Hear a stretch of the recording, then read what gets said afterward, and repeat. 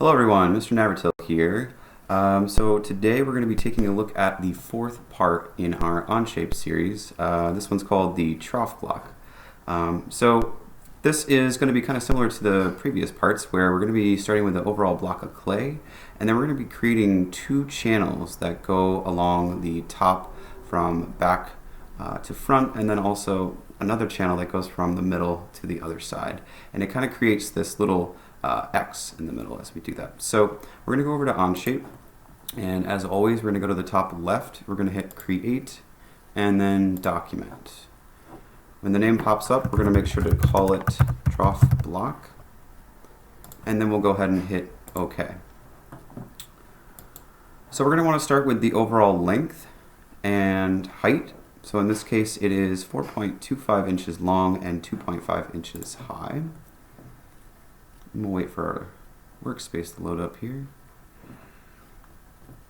We're going to go ahead and start with the sketch tool, top left, and we always click on the front plane.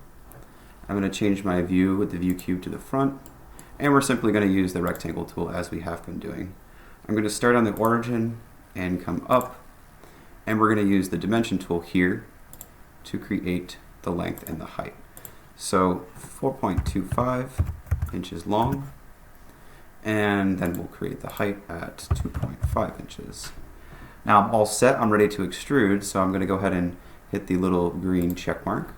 I'll switch my view back to the 3D isometric view, and then we need to determine how far we're going to be extruding. So the depth right here is this dimension, 1.75. So we'll go ahead and hit extrude in the top left.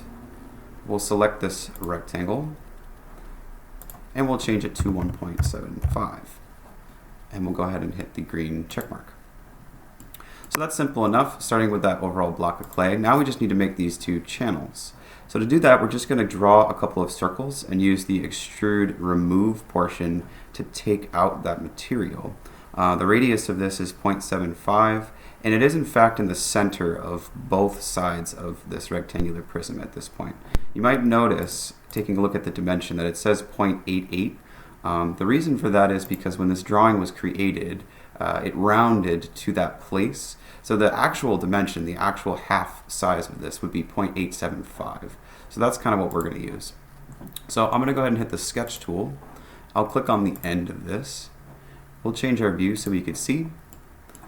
And instead of the rectangle tool, we're going to go ahead and use the circle tool. Now there's a couple different ways you can do this. You could potentially draw the circle anywhere on this line and then dimension it.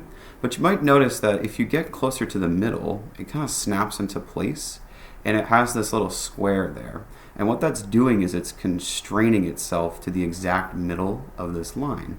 So if you start your circle there and you draw outward, it's already technically in the middle, and you wouldn't have to dimension that. Now we're going to go ahead and do that anyway, just to make sure. So it says 0.875, and that's exactly what we wanted.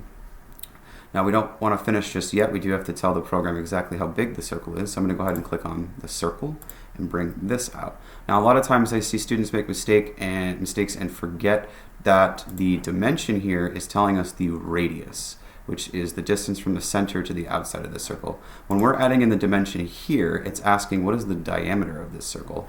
So we're going to go ahead and type in double the radius, which would be 1.5.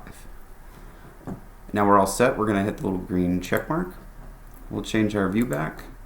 And from here, we're going to extrude this circle, or I guess the half circle if you can click on that portion. And instead of adding material, we're going to want to click remove. And we're going to do the entirety of the length, which would be 4.25. And we'll hit OK. And you can see that it creates it all the way to the back.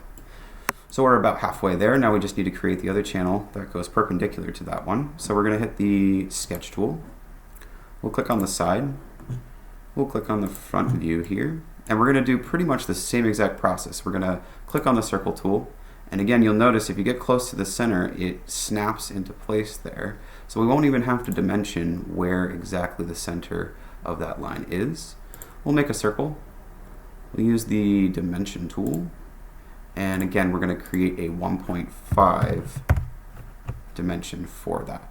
And we're going to hit the little green check mark, go back to our 3D view, and we will extrude that half circle. Again, making sure that we're hitting remove, and we're going to go the entirety of the depth, which was 1.75. And we'll hit OK. And then you can take your free orbit tool and take a look and make sure everything looks good. And you can see those two semicircle channels create that feature in the middle, which is pretty cool. And that's how we complete the trough block.